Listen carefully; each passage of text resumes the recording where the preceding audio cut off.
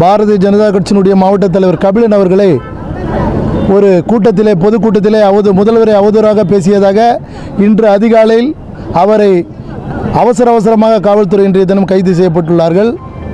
அவரை எந்த விதத்தில் ஒரு கட்சியினுடைய மாவட்ட தலைவர், பொறுப்புமிக்க தலைவர், அவரை இரவோடு இரவாக கைது செய்ய வேண்டிய அவசியம் காவல்துறைக்கு ஏன் வந்தது?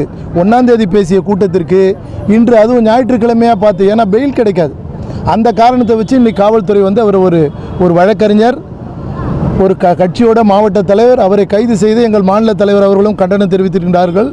எங்கள் மாநில செயலாளர் என்ற முறையிலும் கட்சியின் சார்பாக வன்மையாக கண்டிக்கின்றோம்.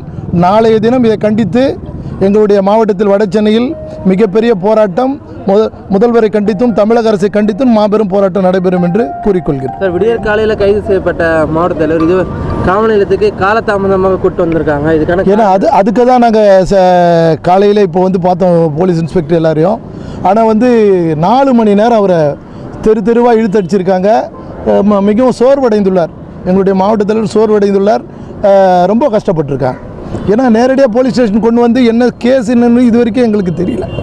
என்னென்ன கேஸ் போட்டிருக்கின்றது, விடியற்காலில் அரெஸ்ட் பண்ணவருக்கு என்னென்ன செக்ஷனில் போட்டிருக்கீன்றது இது வரைக்கும் தெரியல.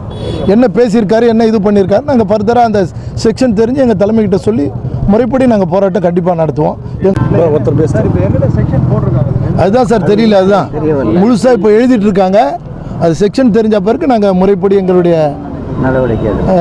மாநில துணைத் தலைவர் வழக்கறிஞர் பால் கனகராஜ் அவர் தலைமையில் வழக்கறிஞர்கள்